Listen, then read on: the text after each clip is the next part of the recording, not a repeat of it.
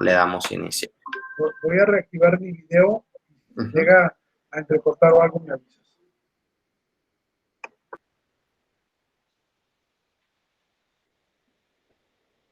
Ok.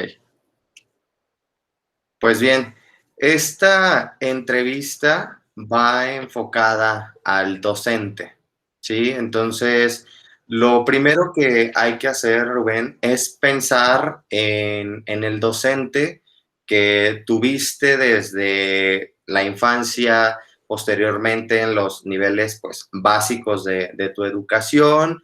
También pensar en docentes con los que has colaborado, docentes que son inclusive tus amigos o docentes de los cuales tú has sido jefe o has estado a cargo, ¿no? De ellos. Hay que pensar en este contexto del docente.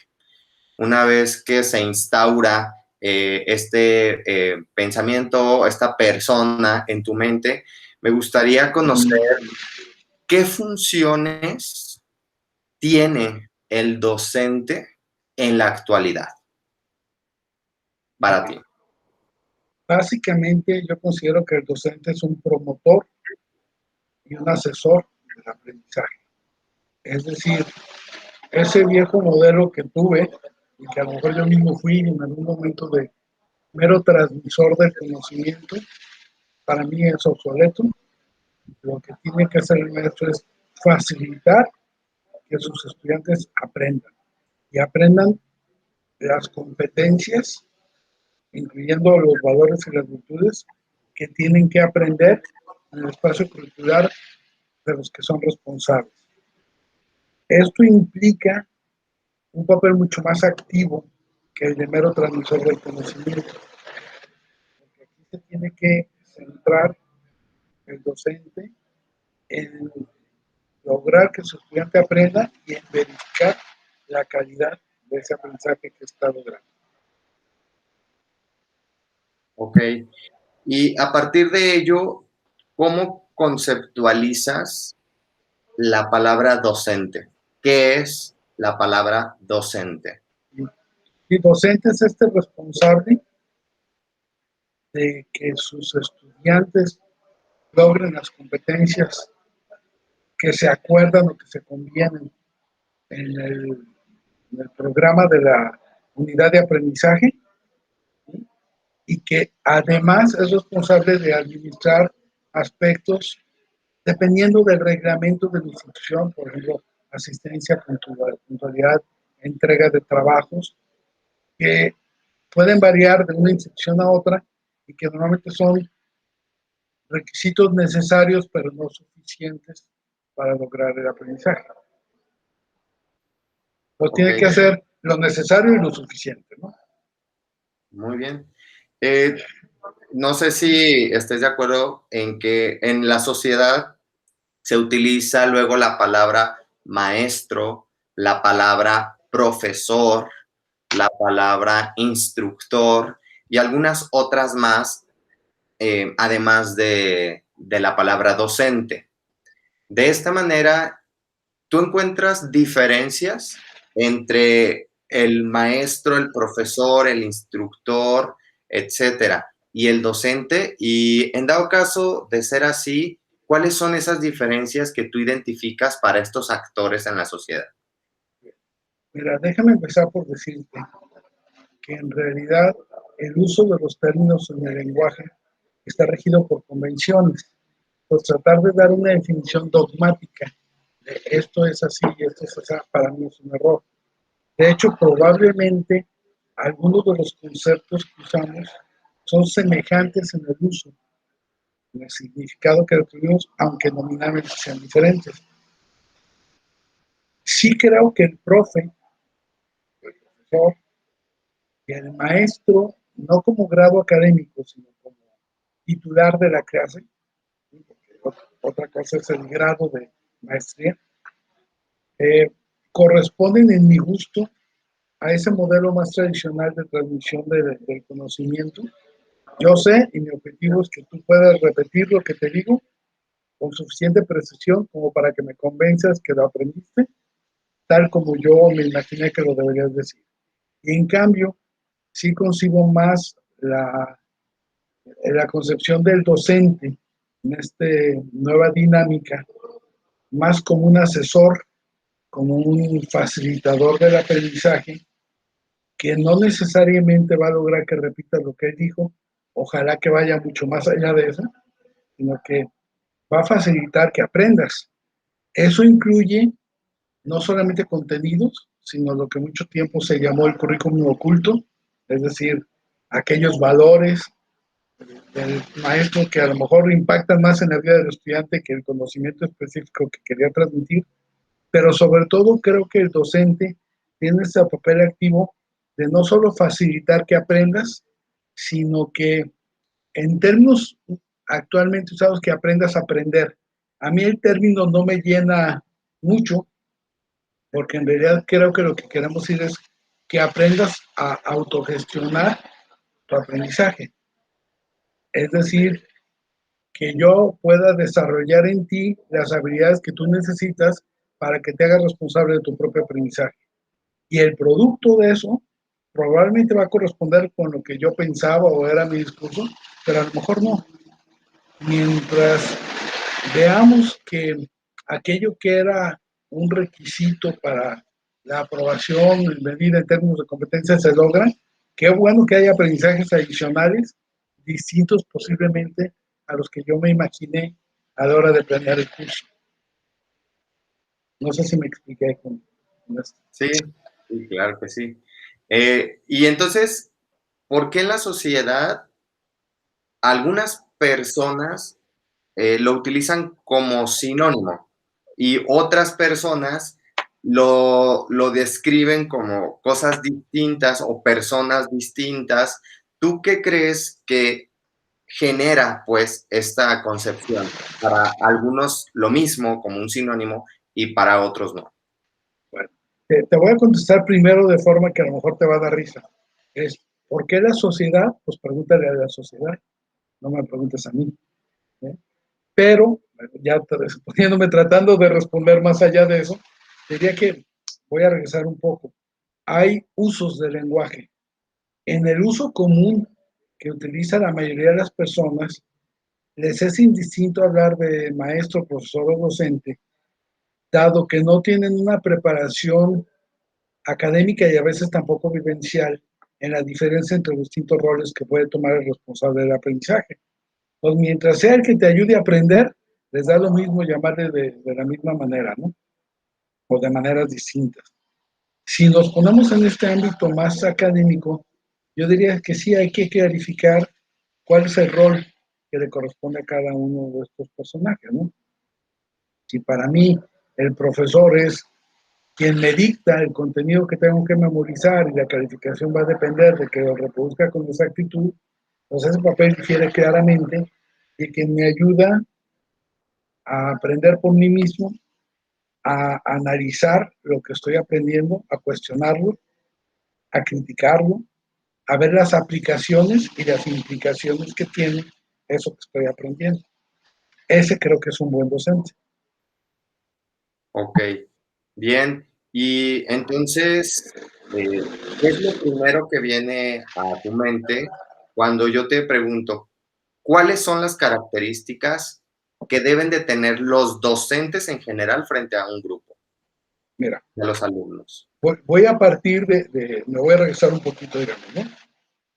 ¿Qué es lo que tienen que aprender? Y yo creo que tú has de saber que en la tradición se separó mucho tiempo la enseñanza del aprendizaje. En términos genéricos se podía hablar de, yo enseño matemáticas, aunque resultara que ninguno de mis alumnos aprendió, como, como un nombre de una actividad, como yo soy albañil y yo pego ladrillos, ¿no? Oye, ¿tú qué haces? Pues yo enseño, entonces soy docente, entonces, y bueno, y si enseñas, ¿qué tan efectivo eres en que tus estudiantes aprendan? Pues quién sabe, pero a mí me pagan por hora, ¿no? Y me pagan lo mismo, aprendan lo que aprendan. Creo que ese era el papel tradicional. Y en parte por eso no funcionaban muy bien las cosas, porque entre otros factores, el pago del maestro era y en muchos casos sigue siendo independiente de su eficacia en lograr los objetivos de aprendizaje. Entonces, en mi concepción, no hay enseñanza efectiva si no hay aprendizaje. Entonces, yo podría distinguir conceptualmente entre intento de enseñanza y el logro de la enseñanza efectiva. Entonces, como intento, pues todos los que se paran dentro de un salón de clases o a veces frente a una pantalla, ahora en estos tiempos, pues son gente que enseña en el sentido de intentar enseñar. En cuanto a la enseñanza eficaz, yo diría, depende. Si aprendió el estudiante por lo menos lo que tú esperabas enseñarle de forma intencionada, además, no de forma casual, la enseñanza tiene que ser intencionada, entonces yo diría que se logró la enseñanza. Por lo tanto, un docente es, para mi gusto, debería ser aquella persona que de manera intencional logra que sus estudiantes desarrollen las competencias mínimas del curso que le fue asignado, de la unidad de aprendizaje, y de preferencia otras adicionales. Entre ellas, las consideradas habilidades blandas, que últimamente han venido a ser consideradas tan valiosas o más valiosas que el aprendizaje concreto de lo que se quiere enseñar. ¿Sí? Dentro de las características, voy a abundar, ¿no? Dentro de las características que debería tener un docente, es, por supuesto, tener la actitud y la aptitud para enseñar. O sea, tener la disposición de enseñar de manera intencional, porque a lo mejor yo te puedo enseñar a contar malos chistes, aunque no me lo proponga, pues con que me observes diciendo mis malos chistes, tal vez te estoy modelando y tú ya aprendiste, pero lo mío no fue intencional, entonces no cuenta como enseñanza formal. ¿Sí? En cambio, si me propongo enseñarte determinada competencia y me dedico, bueno, entonces ya tengo la actitud para enseñar. Y luego tengo que tener la aptitud. La aptitud tiene que ver con quien enseña, lo que se enseña y a quien se enseña. Hay una triada por ahí que Passmore habla, en el sentido de que, bueno, nadie puede enseñar lo que no sabe. ¿Sí? Ese es un principio general que en principio es cierto, aunque resulta que en el proceso de facilitar la enseñanza tal como lo estamos consumiendo últimamente, puede haber hallazgos inesperados, ¿no? Yo intenté enseñarte a resolver problemas, pero a la hora de hacer ese intento, te enseñé también que hay formas más apropiadas de plantearlos y que hay manera de criticarlos y que hay manera de aplicarlos.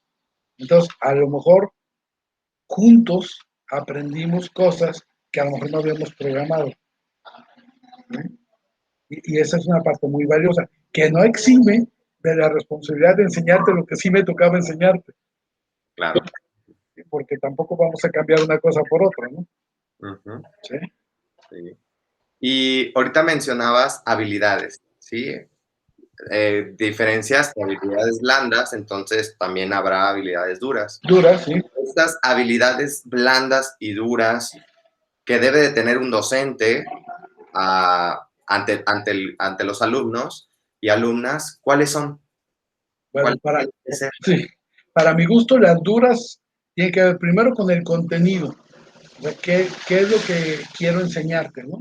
Y no es lo mismo enseñar matemáticas avanzadas a un grupo de genios que sumas a un grupo de niños con retraso en el desarrollo, o enseñar a dibujar a esos niños con colores, ¿no? Entonces, tiene que ver con el contenido. Mi habilidad dura consiste en que yo tenga un mínimo de expertise en lo que quiero enseñar, ¿sí? Y bueno, a lo mejor ciertas habilidades administrativas que se negocian con cada institución con la cual se contratan los docentes.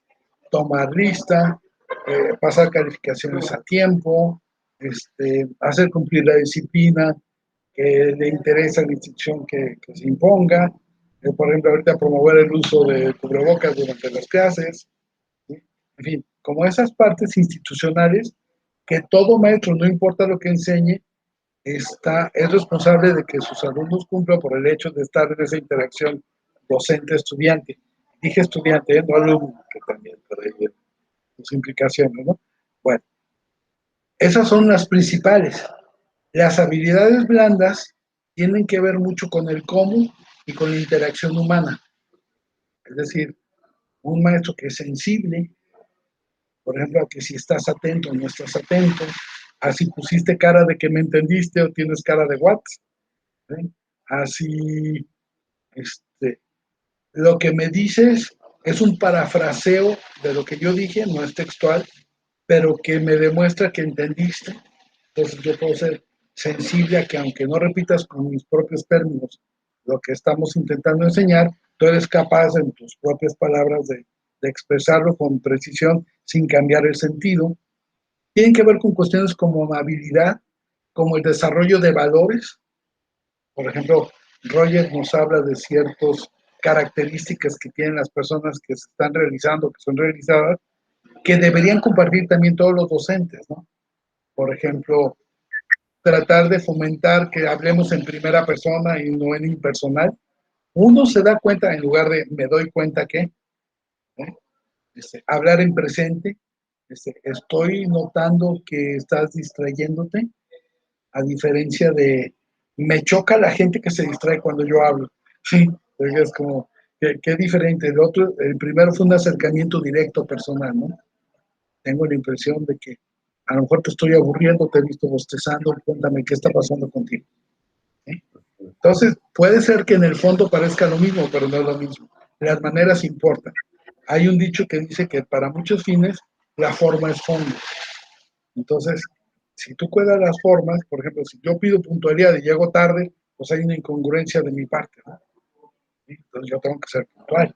Si quiero exigir puntualidad, primero yo soy puntual. Si quiero exigir un nivel de análisis serio, yo tengo que modelar y respetar cuando haya un análisis serio. Y a lo mejor retroalimentar al estudiante en esos términos. Y a lo mejor se vale bromear cuando la ocasión amerita, pero a lo mejor no hacer chistes de una cuestión que es seria cuando se está tratando de lograr ciertos conocimientos. Entonces hay que, digamos, espejear con el estudiante aquel tipo de interacción que consideramos deseable. Eso se adquiere con cierta sensibilidad, no es fácil para algunos de nosotros. Digo, la buena noticia es que se puede aprender a desarrollar. Si no lo traías, pues puedes desarrollarlo, pero hay que tenerlo, ¿no? Por ejemplo, aprender a escuchar con atención lo que el estudiante te dice y no interrumpirlo antes de que termine su mensaje, o también habilidad para interrumpir un mensaje que nos está desviando a todos y que a lo mejor noto que es un lucimiento personal tuyo o una queja tuya que no tiene que ver con lo que está pasando en clases, y yo tengo la habilidad con decencia, pero con firmeza, decir, oye, creo que ese tema mejor lo tratamos en otro momento, ahorita me gustaría que nos centráramos en tal otra cosa. ¿No? ¿De acuerdo? Ese tipo de habilidades de cortesía, pero de firmeza al mismo tiempo, de congruencia, de autenticidad, por ejemplo, como decía Rogers, no finjas ser lo que no eres. Pues yo no debo llegar el primer día de clases, creo yo. Es decir, yo me llamo doctor fulano de tal. A ver, espérame. Y se llama tu acta de nacimiento, dice que te llamas doctor, ¿no? Y para empezar. Y también como no decir, yo soy experto en tal, tal y tal, a lo mejor no lo eres. Y si lo eres, no lo presumes, lo demuestras, pero no lo presumes. ¿Sí? Mi experiencia es que la gente más brillante es la gente más sencilla. ¿Sí? No necesitan hacer mención de sus títulos y sus grados para mostrar que saben. En mi experiencia, los que llegan así, frecuentemente son los que están inseguros de sí mismos. Llegan así como ventaneando, ¿no? Entonces, parte de tus habilidades blandas es ese, ser auténtico. Llegar con el grupo con sencillez, con humildad, con disposición, presentarte y a darle, ¿no? Y tomar en cuenta que el que está frente a ti o frente a la computadora y todos sus demás compañeros tienen la dignidad humana tan grande como la tuya. ¿Sí? Nadie es menos. A lo mejor a alguien le cuesta trabajo entender. Hay gente que nos da tentación de decir que no solamente no le cae el 20, sino parece que no tiene ranura. ¿Sí? Pero a todos hay que hacerle la lucha. ¿Sí? Todos son merecedores del respeto como persona que les da su calidad de ser humanos. Eso no quiere decir que cualquier intervención sea igual de valiosa y que a veces es necesario cortar algunas porque francamente nos desvían a todos los que participamos, o aunque seamos dos, de los objetivos o de las finalidades de la sesión que estamos teniendo. Entonces, sí hay que tener también esa habilidad sin que necesariamente seas grosero. No necesitas exhibir esas habilidades viejitas de aquí soy el maestro y se hace lo que yo digo. porque yo lo digo, ya, a poder no negociar, pero sí como establecer las condiciones para que se saque el mejor provecho de las interacciones que estamos teniendo. Ese es el tipo de interacciones blandas a las que me refiero. Ok, perfecto. Por ejemplo, ahorita tú me dejaste hablar sin interrumpirme, lo cual no hice yo ahorita. No, lo importante aquí, pues, es escuchar tu respuesta, que es muy, muy valiosa. Gracias. Inclusive, me ayuda a pensar en lo que sigue, ¿no? O sea, dentro de estas habilidades blandas, posteriormente nos planteamos competencias que son un poquito más cerradas y que hoy en día, ¿no? Son mucho competencias docentes, ¿sí? O estudio, así como el alumnado es estudio por competencias, también hay docentes competentes. ¿Cuáles serían esas competencias que deben de tener los docentes ante los alumnos? Bueno, yo para empezar haría una distinción en el uso del término competencia y competente, porque a veces lo usamos como rivalidad entre dos personas. Tengo una competencia contigo, entonces compito a ver quién es mejor. ¿Sí? De hecho, así se empezó a usar ese término en español. Y luego la competencia como capacidad, ¿sí? Como soy capaz de, ¿sí? En ese sentido es usado. Y tú mencionaste algo muy interesante, que las competencias son más cerradas que las habilidades. Yo diría que ese es un malentendido, fíjate. Te voy a decir por qué. Para mí una competencia incluye habilidades, actitudes y valores, ¿sí? Y la intervención de cuándo y dónde, ¿sí? Esa parte de la pertinencia. Todo eso está incluido para mi gusto, en el término de competencia. Entonces, ya una competencia incluye tus habilidades, incluye también sus conocimientos específicos, incluye tus actitudes y tus valores, y como la adecuación de cuándo sí, cuándo no, bajo qué circunstancias aplica, bajo qué circunstancias aplica de una manera diferente. ¿Sí? Eso, para mi gusto, es lo que debería ser una competencia. Por lo tanto, para mí una competencia es más que una habilidad. Las incluye, pero hay otras cosas además de las habilidades. Bien, y entonces, bajo estos tres elementos, agregas valores, Sí. agregas otros elementos que incluye el término competencia. Entonces, ahora vamos a nombrarlas. Este docente, ¿cuáles debe de tener? Mira, de las actitudes, pues ya te mencioné algunas: la disposición, el respeto, ¿sí? Yo diría que una actitud de trascendencia. Lo que estamos haciendo tú y yo en una interacción formativa de aprendizaje no solo tiene que ver con lo que está pasando ahorita entre nosotros, sino lo que va a pasar con nosotros después. O sea, ¿para qué te enseño esto? ¿O para qué intento enseñarte? O sea, ¿cuál es la trascendencia en tu vida de que aprendas o no aprendas este tema? ¿Sí? No es solamente que me demuestres aquí y ahorita que fuiste capaz de esgrimir un argumento, sino eso para qué te va a servir. ¿Sí?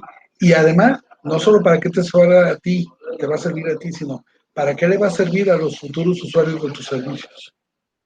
¿Sí? O sea, ¿sirve para algo esto o no? Esa actitud de trascendencia creo que es importante. Entonces, una actitud es de fomentar el autodesarrollo del propio docente, de fomentar el autodesarrollo de sus estudiantes y de fomentar la trascendencia en el sentido de para quién y para quiénes va a seguir sirviendo después de esta interacción eso que aprendamos, ¿no? Y entonces, pues las actitudes incluyen mucho de lo que hemos llamado humanismo, de esta parte de el respeto por la persona, el respeto por su integridad, pero también el respeto por el aprovechamiento de esta sesión en tu futuro. Bueno, las otras que hemos mencionado: cortesía, por un lado, firmeza cuando se requiere tener esa firmeza, como una gran confianza en el desarrollo del potencial humano, en decir, cualquiera puede aprender. A lo mejor yo no soy capaz de enseñarte por mis propias limitaciones, pero tú puedes aprender. Si no estás aprendiendo aquí conmigo, yo tendría que preguntar, ¿por qué no? si yo estoy haciendo algo mal, si está incompleto, o si tú requieres condiciones distintas que yo no te estoy facilitando. Porque en principio creo que un docente debe partir de la premisa de que el otro es capaz de aprender. Si no partes de esa premisa, creo que estás perdido. O sea, dedícate a otra cosa, en buena onda. ¿Sí? Dedícate a algo más. Porque si no confías en que tu estudiante va a aprender, estás perdiendo tu tiempo. Y eso se tiene que transmitir. Tú has oído hablar de las profecías de autocumplimiento. Bueno, una parte de una profecía de autocumplimiento es pensar que tú vas a aprender gracias a lo que hacemos aquí. Y al pensar eso yo y ser congruente con eso, voy a facilitar que aprendas. Pero si yo de entrada digo, no, este cuate, de los que tienen barba no aprenden, pues, o sea, no aprendemos, ¿no? No, entonces ya no me voy a dedicar a ti, ni le voy a poner las mismas ganas, ni mi entero porque usas barba. O cámbiale de barba, cámbiale al color de la piel, o cámbiale al sexo de la persona, o cámbiale su nivel socioeconómico, o si descalificas a alguien porque pronunció mal dijiste en lugar de dijiste, entonces ya lo descalificas de entrada, no, espérame. A lo mejor le puedes enseñar, oye, me parece más correcto la expresión dijiste que dijiste. Ahí empiezas como... Pero de entrada tienes que tener esa actitud. ¿Sí? Hablo de valor, sí, hablo de valores también porque hay autores que dicen, y yo estoy convencido, que un valor es como la repetición congruente y continuada de actitudes. ¿Sí? Cuando tú tienes una actitud de respeto hacia tu estudiante y lo repites consistentemente, cuando estás mostrando que tienes el valor de respeto. Y más allá de eso, hay quien habla de virtudes, que es decir, que es la repetición de valores. ¿Sí? Si tú tus valores lo repites de manera consistente, de manera congruente, un valor con otro, y lo haces para fomentar tu bien y el de los de enfrente, pues ya empezamos a hablar de virtudes. Y no me estoy metiendo ahorita con que sean teológicas o con que sean de...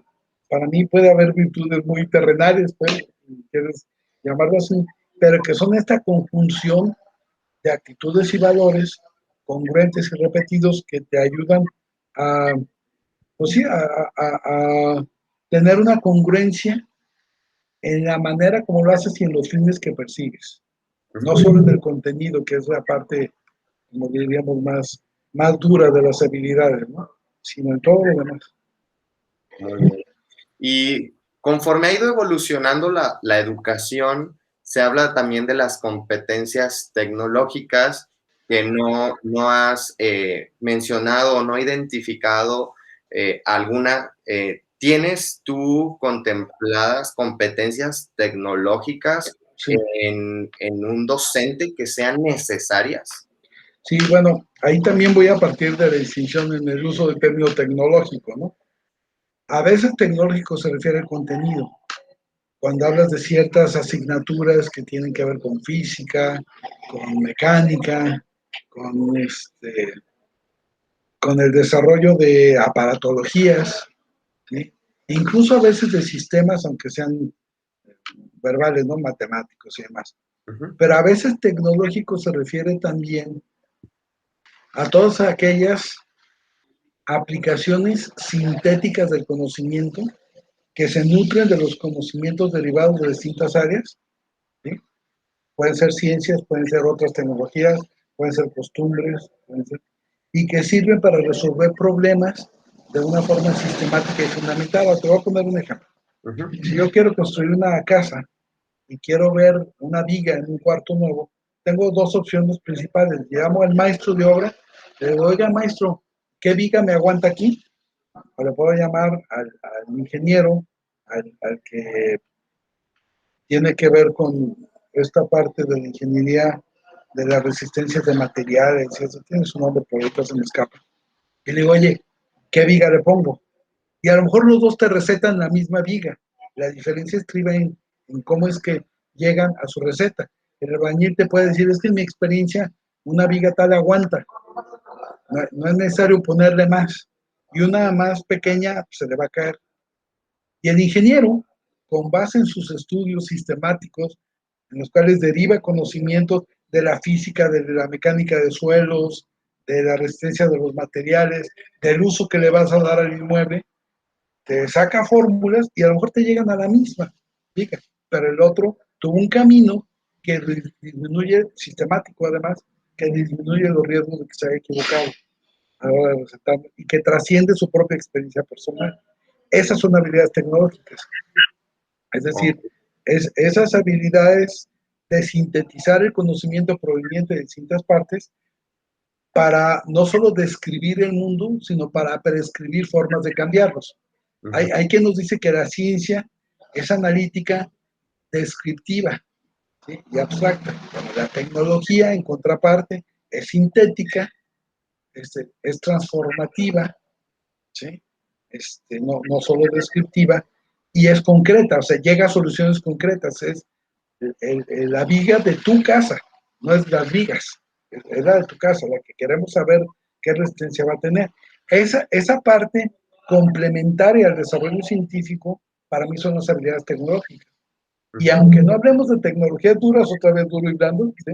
Aunque no hablemos de tecnologías duras, sí hay una manera de proceder tecnológica para resolver problemas, aunque parezcan problemas de la vida diaria o problemas psicológicos o problemas de otra naturaleza, pero lo que cambia es, por ejemplo, el consejo que te da la comadre que está en el salón de belleza, que a lo mejor llega al mismo consejo que el orientador que sigue una serie de prescripciones derivadas de distintas disciplinas y que a lo mejor no te aconseja, porque los orientadores no aconsejan, pero te hace facilitar que tú llegues a una solución parecida a la que te hubiera dado la comadre allá. Nada más que él va a facilitar que tú la digas, no la va a decir, no te la va a decir él. ¿Eh? Okay. Y esas son habilidades, esa es la parte sintética, partir de lo abstracto a lo concreto, de lo descriptivo a lo prescriptivo, esas son las habilidades tecnológicas. Ok. Y en cuanto al término tecnologías de la información y de la comunicación, ¿tú crees que es necesario tener habilidades en este sentido, herramientas didácticas innovadoras o esta cuestión o bajo este enfoque el docente debe de tenerlas, debe de adquirirlas, trabajarlas? ¿Qué necesita Sí. actualmente? Mira, yo creo que al menos debe hacer uso de esas tecnologías. Tal vez él no las descubra. Para eso hay quien se dedica, tiene una carrera para desarrollar tecnologías de la información, pero debes al menos ser un usuario y de preferencia un usuario que capacite también a otros usuarios en la utilización efectiva de esas tecnologías.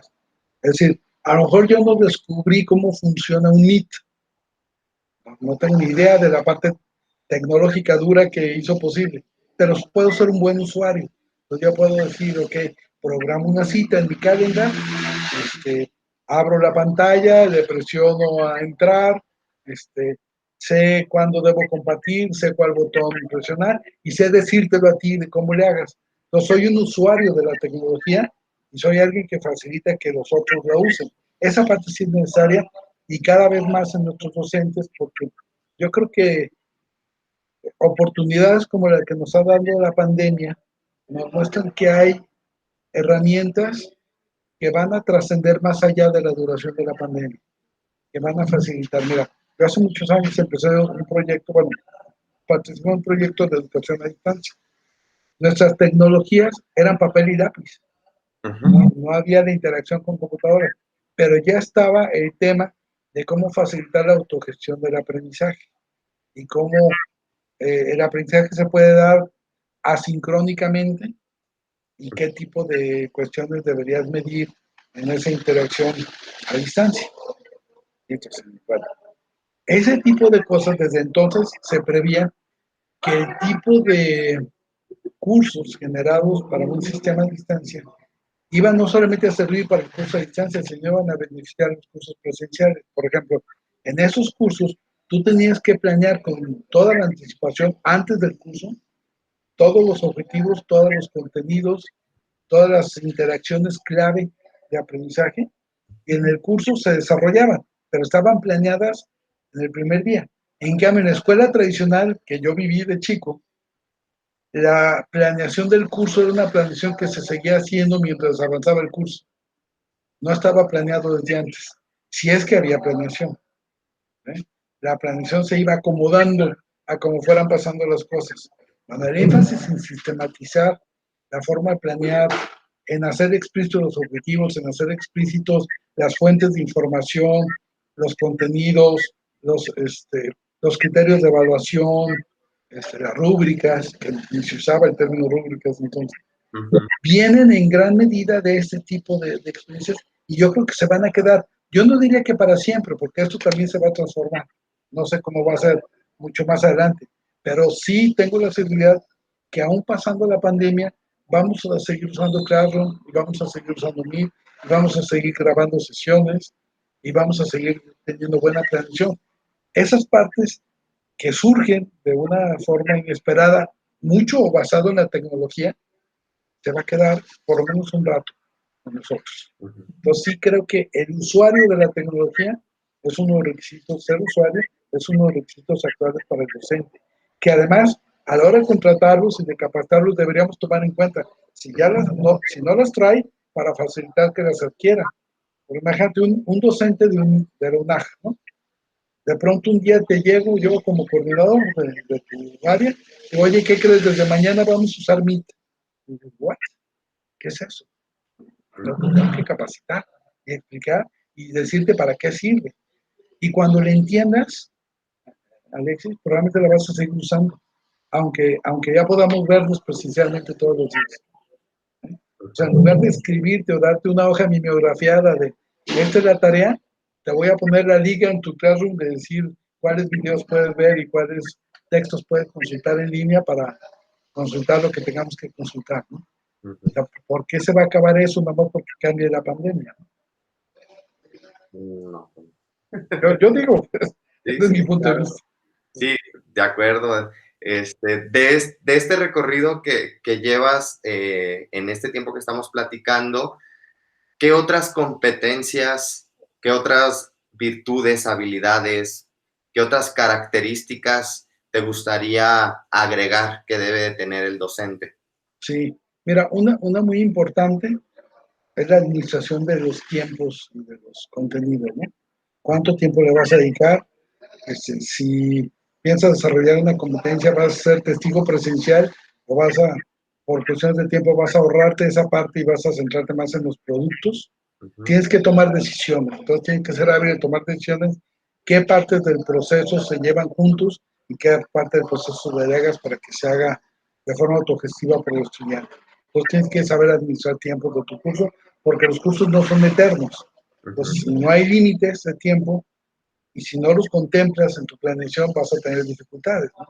Podríamos pasarnos horas y felices días hablando de ciertos temas, no, era verdad, días y felices horas, hablando de ciertos temas y a lo mejor no aterrizo porque me confié, no vi la cuestión de los tiempos, la administración del tiempo. Una importantísima es la evaluación. O sea, una habilidad importante en un docente es, voy a evaluar qué de lo que pretendemos que aprendas estás aprendiendo y con qué grado de expertise, de profundidad, de manejo lo estás logrando, ¿no?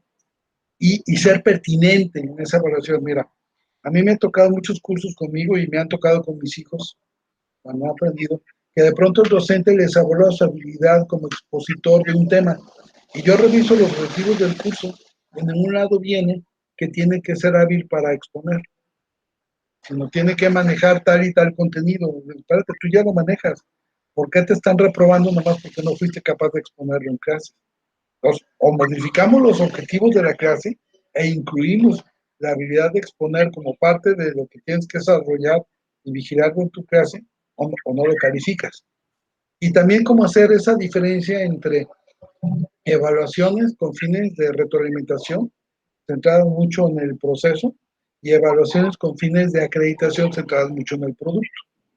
En cuál es el logro que tuviste. Bueno, un docente tiene que tener esa habilidad para distinguir entre ambas y para desarrollar instrumentos y aplicarlos de forma pertinente, que además no sean ni demasiado largos para cansar al estudiante y que no tengas tiempo de aprender porque estás respondiendo preguntas de exámenes o de alguna otra forma de rúbrica, ni tampoco tan cortas que el muestreo que tengas no sea representativo de lo que tú querías lograr.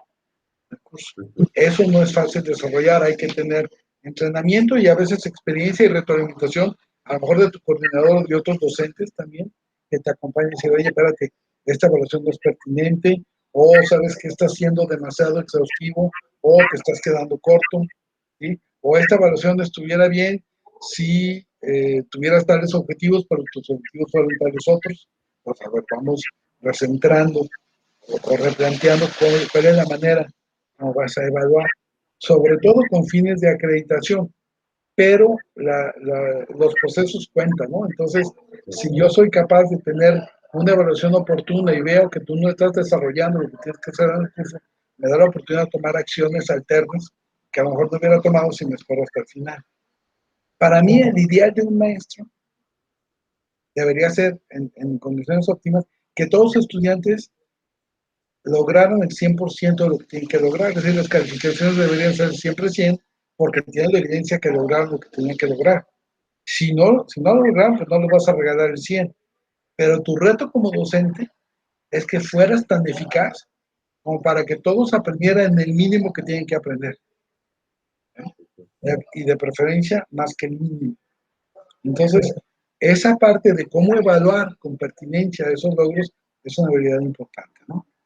Y bueno, viene la parte esta de la crítica, del análisis y de las aplicaciones posteriores del conocimiento que se me hace una habilidad deseable. O sea, yo no solo quiero enseñarte contenido, sino me encantaría que enseñarte a pensar de una manera diferente, ¿no? Wittgenstein, el filósofo, dijo, quisiera con mi escrito lograr que alguien aprendiera a pensar por sí mismo. Wow. Ese debería ser el ideal de todos nosotros, ¿no? O sea, yo docente voy a fomentar que tú logres aprender y pensar tú mismo, criticarte y, y ver aplicaciones e implicaciones de lo que estás aprendiendo, independientemente que si me entiendes de maestro o no me entiendes, y de los maestros que tengas, ¿no? ¿Y existe entonces el buen docente y el mal docente? Sí, desafortunadamente sí. Se me hace una afirmación muy dura, pero depende del criterio que utilices. Si nos vamos con que la persona es buena onda y que si es docente, pues todos son buenos, ¿no? Pero sí diría que siempre que aplicas un criterio de evaluación en la naturaleza, hay quien está más arriba y quien está más abajo, porque así es la vida, ¿sí? O sea, cuando aplicas una escala de medición, hay quien puntea más alto y quien puntea más bajo. ¿Cuál sería para mí un mal docente? El que no te enseña lo que tienes que aprender, el que a lo mejor se obstina en demostrar que él es el poderoso en clases y te va a reprobar o va a hacer lo necesario para que lo temas o le respetes aunque no aprendas lo que tienes que aprender, ¿sí? Aquel que te enseña cosas falsas intencionalmente o aquel que es tan incompetente en el manejo de su materia de enseñanza que lo que te enseña definitivamente no te va a servir, si acaso para pasar la materia, pero no te va a servir en la vida. Y un docente malón, perdón, es aquel que te enseña contenidos, pero no te enseña a pensar, no te enseña a analizar, no te enseña a criticar, no te enseña habilidades de autoenseñanza, sino te va a enseñar y a lo mejor a evaluar, a ver qué tan capaz eres de repetir su discurso. Ese para mí es un buen docente. Ok. Y en el caso de UNAG y la palabra perfil del docente, cuando llega alguien a incorporarse, con el objetivo de incorporarse a UNAG, ¿qué perfil debe de tener el docente UNAG? Mira, yo creo que si a mí me lo preguntaras, todo lo que acabamos de decir, Todo, ok. definiendo ¿Algo más? ese, ¿O hay ese, estatutos? pero yo también soy consciente, perdón, que me regrese tanto, soy consciente que en una primera acercamiento con un docente nuevo, no siempre la universidad puede ser capaz de detectar todos estos aspectos. No es fácil detectar quién parece ser que vaya a cumplir su función de una forma acorde con la universidad hasta que lo pruebas. Hay sugerencias que te indican, este parece buen docente y este parece que mejor no lo contratamos, ¿no? Y por eso hay un proceso de selección y de evaluación que tiene que ver con detección de estrategias de aprendizaje, con los fines del aprendizaje, con sus habilidades blandas, ¿sí? Esta parte de amabilidad, complicidad, de respeto, pero también con el dominio de su materia a enseñar, ¿no? Tú contratas a alguien para que enseñe contabilidad y no sabe ni nada de la contabilidad, pues, claro, Okay. si tienes en una evaluación psicológica, un perfil de alguien represivo, amenazante, con dominio de autoridad muy preponderante, con poca empatía, con poca simpatía por los estudiantes, pues no lo contrates, ¿no? Ujú. Ok, Tenemos la fortuna, por cierto, entre paréntesis, que los estudiantes, perdón, los docentes de la UNAG no se quieren ir. Entonces, eso nos ha permitido ir seleccionando a los mejores con base en las evaluaciones que hacen los estudiantes de ellos, con base en el desarrollo de competencias, con base en qué porcentaje del programa han cumplido, con base en los testimonios de desarrollo de competencias que nos pueden ofrecer sus alumnos. Y cada vez vamos teniendo una mejor planta docente, porque los que no cumplen con esas características los van haciendo a un lado, y para eso hay evaluaciones de rendimiento docente. Entonces, la dirección académica y los coordinadores tienen criterios que tratan de medir, que van puliendo con el paso del tiempo, para decir, oye, mejor vamos a buscar otro docente para tal asignatura, porque el que está actual falta mucho, no se interesó en el estudiante, no logró competencias, no está bien evaluado por sus estudiantes y demás, y vamos conservando a los que siempre estuvieron en clase, desarrollaron las competencias que tenían que desarrollar, los estudiantes lo evalúan bien, ¿sí? Vemos que no regala calificaciones, vemos que cumple la normatividad propia de los docentes, bueno, véngase para acá, a eso los conservamos más tiempo. ok. Y algo también que me interesaría conocer de ti respecto al tema imagen, porque los docentes son imagen de la institución, ¿Ya? muchas veces se dice esto. Sí, Entonces, en cuanto a esta característica de imagen, ¿cómo debe de ser él o la docente una en cuanto a imagen? mira, para empezar humanista, porque así nos anunciamos, somos una universidad humanista. Pues no puedes tener un déspota, insensible, majadero, ¿sí? Irrespetuoso de la dignidad humana como docente. ¿Sí? No es congruente con la imagen que queremos dar, pero sobre todo con la universidad que queremos ser. Ujú. ¿Sí? O sea, no es congruente. Entonces, ¿qué deben tener? Pues congruencia con ese tipo de valores en la universidad, pero además que sean efectivos. Ujú. Porque yo puedo tener un maestro muy humanista, muy respetuoso, muy cariñoso, muy empático, pero ineficaz. No enseña lo que le tocaba enseñar, no, pues tampoco quiero eso. Quiero que tengan ambas cosas. Claro. Y en cuanto a lo físico, ¿qué tiene que mostrar al alumno? Mira, yo solamente cuidaría que no sea alguien desasiado, ¿sí? Que no sea alguien que muestre una imagen de promiscuidad, ¿Ok? ¿sí? Abierta, ¿sí? Que no sea alguien, pues digamos, vulgar, no por el precio de sus prendas, ¿sí? Sino a lo mejor, por ejemplo, te muestra un dibujo con discriminación hacia cierto sector de la sociedad, o con el uso de palabras que no sería recomendable fomentar en una institución educativa, porque tienen una connotación social poco apropiada, ¿no? O sea, un maestro, para mi gusto, debe ser y parecer alguien congruente con los valores de la universidad. Entonces, pues de preferencia, alguien aseado, alguien puntual, alguien respetuoso, alguien, por ejemplo, si es una dama, que no traiga un escote hasta Sudamérica, ¿no? Que en lugar de estar aprendiendo la clase, estás viendo qué más te enseña. Pues, cosas de ese tipo que habría que cuidar. Lo demás, creo que la universidad ha sido muy respetuosa. Por ejemplo, si nos piden que de preferencia no vengas con pantalones de mezclilla con agujeros, ¿sí? O sea, hay una cierta formalidad de parte del docente que yo creo que está bien que la cuidemos, ¿sí? Ok. Pero tampoco veo que somos una universidad del tipo de, si traes ropa del tianguis no entras. No, espérate, ¿por qué no? Si es para lo que te alcanza y está limpia y lo vistes de manera apropiada, pues bienvenido, ¿sí? Ujú. Ok. Cuestiones de la personalidad, es importante tomarlas en cuenta como Sí, características del docente. sí, por lo pronto que no tengas a alguien con una desviación de personalidad marcada, Ok. por ejemplo, un psicótico por aquí, un acosador, ¿sí? Un psicópata declarado, ¿no? Donde te miente con la mayor tranquilidad del mundo y te da las vueltas. Bueno, ese tipo de características que serían detectables probablemente con una buena entrevista o con ayuda de algunos test que nos ayudan a detectar desviaciones notables en los que consideramos con todos los riesgos de la convencionalidad que detectamos que no son personas con cierta estabilidad y con ciertos valores, pues mejor.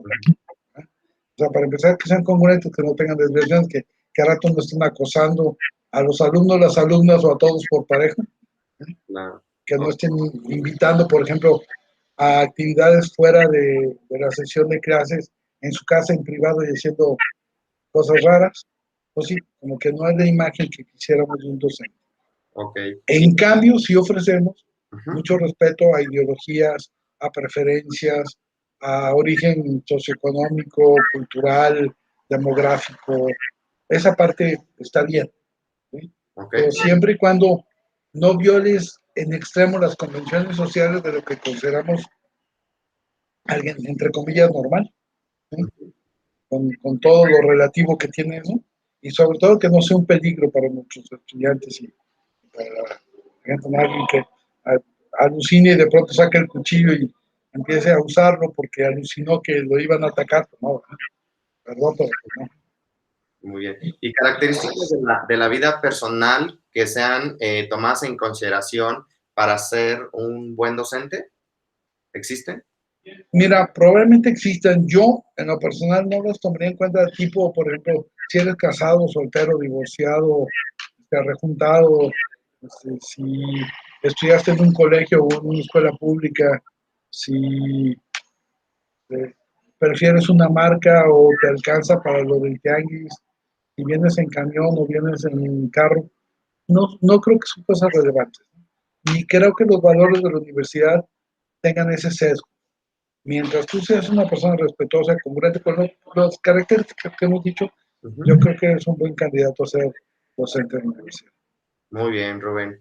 Algo aparte de estas cosas que quieras agregar respecto a qué características debe de tener el docente frente al grupo, que haya faltado que ahorita se te ocurra. Mira, creo que ya lo mencioné, pero para mí un aspecto muy importante es distinguir entre la formalidad y el uso del buen humor combinados. Pero yo creo que hay que ser formal cuando hay que ser formal, pero que se vale bromear siempre y cuando eso sea en bien de las personas. Ok. En una encuesta que hicieron hace tiempo, lo que más recordaban los alumnos, sus maestros, eran sus bromas. Bueno, ojalá que sean buenas bromas, que sean pertinentes a lo que está tratando de decir, ¿no? Que aprenda a reírse del mismo, que les ayude, que se rían de sí mismo sin llegar a burlas, sin llegar a sarcasmo. Ujú. Para mí el humor es una característica importante de la vida, ¿no? Entonces, el humor con cortesía. Ok, perfecto. Pues bueno, al menos en cuanto a preguntas de la caracterización serían todas, pero ahora un poquito de ti y ya no son demasiados minutos. ¿Quién es Rubén en la UNAG? Bueno, mira, te voy a decir lo que pienso que soy o que quiero ser. ¿Ok? Mira, mi puesto es director general de la universidad, ¿no? En ese sentido, ¿qué hace un director general?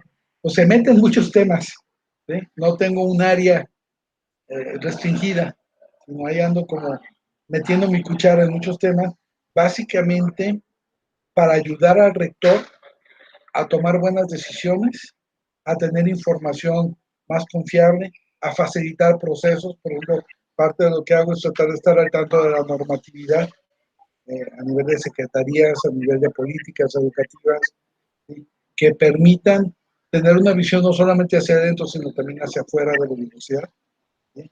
Porque para solo adentro ya tenemos muchos que hacen su tarea y la hacen bien, pero en los puestos directivos tienes que también tener miradas hacia afuera. ¿Qué están haciendo los demás? ¿Cómo va la tendencia educativa en el país, en el estado, en la ciudad?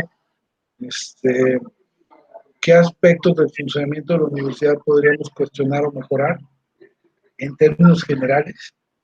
¿Qué nos está fallando? ¿Qué percibo? De tipo, oye, esto no me parece muy congruente con lo que decimos que somos. ¿Sí? Sí hay cuestiones operativas que hay que hacer, llenado de formas, atención a juntas. Por ejemplo, parte de lo que yo hago aquí Ujú. es recibir quejas. Ok, Tengo a mi cargo el buzón de sugerencias, tanto el físico como el electrónico, ¿sí? Y trato de que toda queja sea atendida. A lo mejor no se va a resolver, pero sí atender. Por cierto, que de la pandemia para acá ha habido una drástica disminución en quejas. Impresionante. No tengo idea de por qué, ujú, pero las quejas han bajado muchísimo. Hay meses en que no tenemos ninguna queja, o por lo menos que ninguna llega ahí, al ujú. buzón, ni en físico ni al buzón. Entonces, también, ya sabes, parte de lo que hago es atender casos difíciles de gente que trae problemas de pago, Ok, que se le atoró la carreta y que con las líneas convencionales de la universidad ya tendría que estar fuera, que de pronto decimos, vamos viendo si podemos darles una oportunidad con condiciones especiales que le permitan seguir estudiando, pero que haya cierta reciprocidad con el servicio que le da la universidad. ¿Sí? ujú. Parte de lo que he hecho es, por ejemplo, me he dedicado mucho a protocolos, el programa de seguridad de la UNAM, en gran medida ha sido propuesto por tu servidor, claro, siempre con el visto bueno de la rectoría y pues a veces consultamos. Ese programa llegó a tener 15 protocolos que ahora hemos agrupado para que no sean tantos, que tienen que ver desde acoso, qué hacer en caso de sismo, qué hacer en caso de robo, hasta que hemos desarrollado, ya no dentro del programa de seguridad, hemos desarrollado un programa de comunicación interna que pronto socializaremos, pues tratar también de que nuestra inducción, nuestra capacitación a todo el personal incluya los aspectos distintivos característicos de la universidad. De pronto decimos que somos una universidad de tal tipo y a lo mejor no hemos capacitado a toda nuestra gente en ese perfil que queremos lograr. Entonces, parte de eso me he dedicado yo. Ok, ¿Sí? También hay cosas operativas, pero digamos que también un poquito enfocado a lo estratégico de la universidad. ujú. ¿Sí? Muy bien. Y básicamente yo me considero desde hace mucho tiempo que yo trabajo con la universidad, pero trabajo para los estudiantes. Ok, ¿Sí? muy bien. Rubén, ¿te gustaría compartirnos tu edad o tu rango de edad? Sí. Como no, no, mi edad no tengo ningún problema con eso. Tengo 62 años, según consta en mi acta de nacimiento. Muy bien. ¿Algo que quieras agregar respecto a la experiencia, a la entrevista, ya sea de la temática, vivencias o algo? Sí, se me hace muy interesante que estés haciendo esta entrevista. Creo que va a venir bien, espero con ansias los resultados que obtengas, que ojalá nos los compartas, Claro que ¿sí? sí. Porque me encantaría que de esta experiencia surja algo de provecho para la universidad, ¿sí? Que no solamente cumpla los objetivos específicos por los que estás haciendo, sino que haya una retroalimentación hacia nosotros que nos ayude a ser mejores, ¿sí? Que eres un buen entrevistador, ¿sí? Te felicito, creo que haces muy bien tu papel de entrevistador y no solo es agradable, sino para mi gusto cumples con muchos de los requisitos de no interrumpir, haces preguntas abiertas, haces preguntas interesantes. Muy bien, felicidades. Gracias, Rubén. También yo me llevo el aprendizaje de esta experiencia junto contigo. Agradecerte por apoyar a la obtención de los resultados de esta investigación y con muchísimo gusto más adelante ustedes estarán conociendo las perspectivas que dentro del anonimato se conjuntarán para tener un resultado global y siempre en pro de la universidad, como se los mencioné. No únicamente será para lograr objetivos en la investigación, sino también es un trabajo que enriquecerá, yo espero, a la Universidad Antropológica. Te agradezco muchísimo el tiempo que me brindaste, estamos dentro del tiempo, dejo de grabar y pues me despido